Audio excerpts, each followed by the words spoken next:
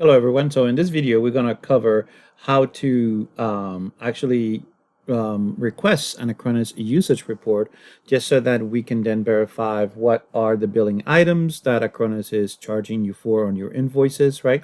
Therefore, your current distributor might be invoicing you for those items as well, okay? So all of it starts in the Acronis Cloud Console. Once you log in at the partner level in the Cloud Console, it automatically is going to default to your client's view. Your view might look a little bit different than mine, but that's easy to adjust. When you come over here to the right on the gear icon, and then you can either add or remove some of the items that are available, on the Acronis Cloud Console. I just like mine a little bit high level, so that I can kind of like see what all of the partners that I have are being billed like. This tenant right now is the ConnectWise sandbox tenant, right? So that's why it's we can provide some of the information on the current customer as well as the usage that they currently have or consumption that they currently have as well. So once you're here to request a report, on the left side, we're going to click on reports. And then we have multiple options here, right? So we can either do ad hoc reports, and some of the details that we can request is for current usage, a summary for the period, and a day-by-day period type of reports, okay? The benefit of doing it on current usage is that is one of the most up-to-date information that you will receive from the Acronis Cloud Console. You can request them today. For example, like for the sake of this example of this walkthrough, right? Today is December 9th of 2024. If I request the report today, it will include the data from December 8th of 2024. So 24 hours before. In the summary for period, as you can see, I now have some options over here, right? An additional one that I didn't have before. And that is, do I want it for the current calendar month? I can do it for the previous month. And then I can also go back in time for any specific month that I want to reconcile or take a look at, right? I can go back past January 2024. I can go back all the way to 2023, and so on. Another thing that it's important to note is that I'm going to come back to current users because this is the one that we're going to use for our example today. Another thing that's important to note is that on the level of detail, you have multiple options. We can include only direct customers and partners. We can do all of the customers and all of the partners, and we can do all customer partners, including the user details, right? So this is the most comprehensive one. It'll include a lot of information, including the usernames and the names of the users that are associated with the specific tenant, correct? We don't want that. I just want to make sure that we're getting all of the customers and partners, which is the most important piece in here. So we're going to select that one. And then automatically, this option that says hide metrics with zero usage is going to be selected. In some cases, you might not have in your console the option that says show SKU related fields showing. This is an easy fix. All you have to do is contact ConnectWise, and one of the representatives will be more than happy to provide you or to put you in touch with the admins of our consoles. And in the back end, all we have to do is just make sure that this option is enabled on the provisioning of your tenant. And once it's enabled and it shows in here, I definitely recommend to go ahead and select it because that's what's going to map it from a product number from Acronis to the description of the service itself or of the metric. Okay. So once you have this checked, it's just a matter of generate and send, and then you're going to see on the bottom right here that it's going to show that the report have been sent out to yourself. All right. So this is going to come in on email to the person that is currently logged into the Acronis Cloud Console. This is how the email is going to look like once you have received it, right? So a few things that I like to point you to when you receive this email. You want to make sure that on the subject line, right, it's going to tell you what type of report is it that it was generated. So in this case was like a current usage report.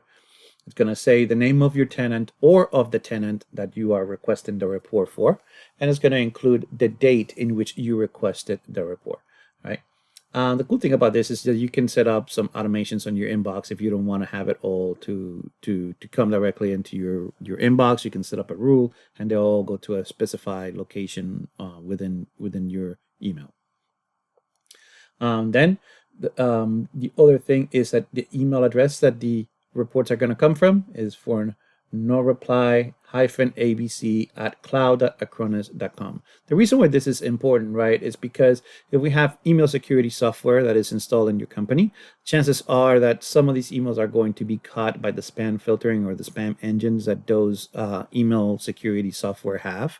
And then you probably either one or two things. One, you don't get the report or you don't get the email, or two, it goes to your junk folder and you're not thinking that you're going to receive it. So my recommendation in this case is just to make sure that once you have an opportunity, to make sure that this email address right here, it is whitelisted in your company so that you can receive it with no problems at all. As you can see, the report comes in two variations. It comes in a .csv file, and then it comes also in an HTML version. For this example, we're only going to use the .csv file, and this is the one that we're going to be formatting so that we can read it a little bit better. A little bit more, if you scroll down, it actually tells you again, the type of report, which is from the previous date usage, right?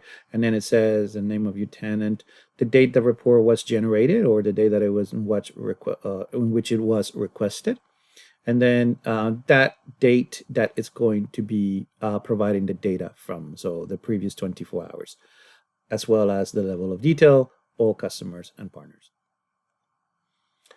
So as you can see, this is a pretty robust report, right? It includes a lot of data, and when it comes in this way, it can be pretty intimidating for you to understand what are you looking at, and how to make sense out of this report. So that's exactly kind of like what we're going to do here. I might be clicking into like a lot of areas, right, just to make sure that I'm formatting it. And this is kind of like what I do, right? I'm a person that I like to find the ease of reading, because if I find that it's easy for me to read, the information that I'm extrapolating from it becomes a lot more clear. So the first thing that I do, I'll make sure that all of the columns are expanded so that I can have a better view of what's included on this report, right? So now we have it this way. And then the next thing that I do, I just select column A because I like to leave myself a little bit of space, and then I insert another column. And then I also insert another row in here. I'll just make sure that I then resize them so that it's currently to what I have, and now I can read it better. The next thing that I do is I'm going to format this as a table, right? And the way to do it is it's always going to come in this way, where it's going to include the report preliminary information as well as the tenant and all the other stuff that came in the email over here, and then starting from from row 9 down, this is where it's going to have all of the information from your report. So I just usually step right here on, cell B3 in this case, or A3, however you like it. And then I go to format as a table, usually use this one. It does have headers, right? So we select OK, and now we have it to where it's selected as a table. The next thing that I do is, now that I have it, I'll make sure that I'll clean up a little bit my data, because I don't need, to be honest, all of these fields that are included in this report, right? As you can see, it's quite a few of them. So I know that, my report is going to include all partners and customers. I know that for the most part, all of those tenants are going to be enabled. I know the mode, all of this, right? So all of this information right here, it's great to have, but I don't need it from what I'm reading it. So what I usually do, I'll just make sure that I group them all, right? And that way it's out of my way. I don't have to change it. I don't have to worry about it. And it's easier to read. Metric name is really important, this column, because this is kind of like where we're going to utilize this one a little bit later on the pivot table that we're going to do to analyze the data, okay? Then location, so it's, for the most part, it's self-explanatory. We, from everything else in here, we're looking at the production usage, right? So this is what we care about. So I just grab all of these right here, and I do the same thing. I make sure that I group them, and then just collapse them. They're still here, right? And then, like I said before, skew, as you remember, was one of the versions that one of the things that I wanted to show from the Acronis Cloud Console. So that's the reason why we have the part numbers in here on the skew. So that's the other information that I want to reflect. So I grab all of those right here, group them as well, minimize. Great. So now I'm going to create my table, same way that I did the one over here on the top, right? And then we're going to come back home, and then we're going to go to format as a table again. Fantastic. So now we have our table created. The next thing that I do, I clean up the name of my tenant, because as you can see, it's got like / connectwise Inc. 2, right? And then down below, it has some more information, which is a little bit harder to follow through on the naming conventions for all of those other tenants, right? So I come back all the way to the top again. I make sure that before I do so, I copy this one, but then I select all of these cells right here, and then I just do my table range, right? Once I've done that, I'll come back to find and replace, right? And then we're going to paste the information here, and then we're going to replace with, we're going to come back down. I'm going to delete the 2, and then I'm going to do space, hyphen, space, right? And I'm going to delete also the / over here. Here we go. And then we're going to do replace all. We found all the records. It updated them. Now I'm going to remove the / and it's going to be right here. Nothing on the / I'm going to replace them all. Cleaned up as well. And now we're done. So once I'm done, I'll come back, and I'm still over here inside of my table, but now I'm going to go to insert, pivot table, from table range, select OK. Yours might show a little bit different than mine. This could be like an option that is detached or attached to your Excel view. Mine is detached. I like it this way. But for the most part, it might show over here on the right side of your screen. Okay. So the next thing that I do here, I'm going to create the report, and I'm going to select my tenant name. And then I'm also going to select the metric name.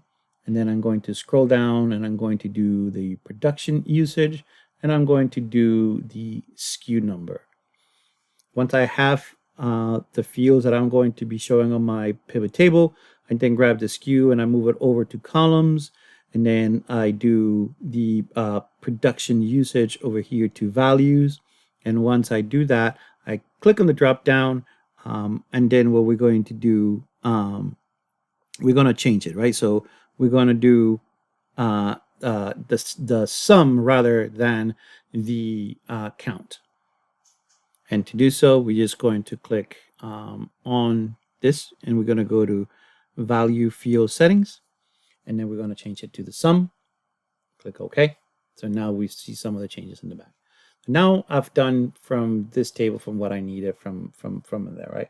Now I have my pivot table, and now I'm going to start cleaning up the data in here. So I also like to include an additional column right here, right? And I like to then expand it a little bit so that I can have some wiggle room to play with my slicers once I put them in there, so that I can do some filtering in here. Now, as you can see, there's still like a lot of data in here, right? So the next thing that we're going to do, because although we have all of the part numbers showing up as columns, we don't need all of the part numbers. We only need the ones that Acronis are billing us for. The one that we are not being billed for, we definitely don't need to keep them in here. And those are all of the ones that start with the letter C as in Charlie. So I'll make sure that all of those are unchecked. Right? And now we're going to leave all of the ones with the letter S as in Sam, right, in here. Minus the blanks. We're going to remove those as well and click on OK. As you can see now, our report starting to reduce the size and starting to look a little bit more comprehensive on the data, right? So the next thing that I do, I also want to make sure that my design has a little bit easier to read, other than having to follow through, with all of the lines and just plotting numbers in the blank canvas in here, right? So we're going to come back to design, and then I usually just select the same one, right? It's a lot easier to follow through. And then I do the banded rows as well as the banded columns, and now it's all nice and divided for me in a grid form, right? And then while I'm in here, as you can see, it shows subtotals, but it shows the subtotals right for the part numbers on the very top rather than at the bottom. We can change that to show at the top or at the bottom. However, I just like for the cleanliness so that they don't show. And then what we do is we remove those. And then on the grand totals, it includes them at the very bottom of the whole table right here. But another thing that it does is it includes them on the far right column over here on the right. And we don't want them in here if we have them already at the bottom, right? So we're going to remove those as well. And now they're gone. And then the next thing that I do is on the report layout, I usually like to show it in an outline form. Why? Because now, look at the magic happens. It tells me directly, per tenant, what are all of the part numbers that are included on that tenant. And then I can go back to every single one of them. So I know now that the cloud storage for BW, right, it's going to be here. And this is going to be the storage for cloud location, right, SPDA. And that's the part number that is associated with it. All right. So the next thing that I do once I'm still on the table, I'm going to include those filtering slicers that I was talking about before. Come back over to the pivot table analyze tab and then insert the slicers. We're going to do it by the tenant name so that it's easy to locate. We're going to do it also by the type, meaning this is how you do the site level, right? So you can do the 30,000 foot view of you as the MSP, but then you can drill down individually at your customer level if you have any of your tenants set up as a customer, okay? And then last but not least, I also like to do it in a SKU version because then I can filter it specifically by SKU and I can see every single one of my customers are listed in there. So that I don't have to, be fishing around for that information individually. So once I hit OK, we're going to get everybody to come back over here. I usually like to keep my type first in there. And then we're going to do the SKU numbers, right? Because this is the other one that's kind of like important. And then we're going to grab all of our customers and we're going to put them next to all of them. Going to make sure that it's expanded over here at the bottom a little bit. OCD kicks in, right? And then on top of that, we're going to come back over to the view so that this is a little bit cleaner. And we're going to remove all of the grid lines in the background. So now, there we go. This is how you format this Acronis usage reports that is easy to read. So now that we did all of that, how can we, and I'm going to play a little bit with the settings so that you see what I was talking about when it comes down to the editing and filtering, right? So I want to see all of my partners, right? And I have my partners now listed over here. Specifically, I want to see only ConnectWise. And now I have only the information that I need, right? For ConnectWise, and it will have everything showing up for me. Actually, with the exception of, let me come back over to the table. We're going to come back to the design because I turned off the grand total. Now we're going to add it. There we go. Only for the column. Grand total at the bottom. So I can now see where the grand total is showing up by part number. And I can use this to plug in. This is the quantities that I'm going to reconcile my invoices with by part number, right? It tells me how much on that particular tenant it's consuming of the servers right here. So I have 15 servers are associated with my tenant. Here we go.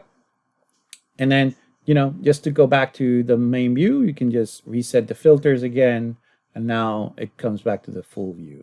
If I want to see only customers, I just select my customers, and then I can then say, let's use BW, the one that we were talking about it before, right? And there it is. So I now have all the information for that particular tenant itself so that I can take a look at it. And if I just want to sort it by, the part numbers that are being consumed, let's just select one of them, right? And now I can see that ConnectWise and ConnectWise Dev are the only two tenants that are consuming that particular part number right there. I hope that you found this helpful. Let me know if you have any questions, and I'll be more than happy to reply back to yourself.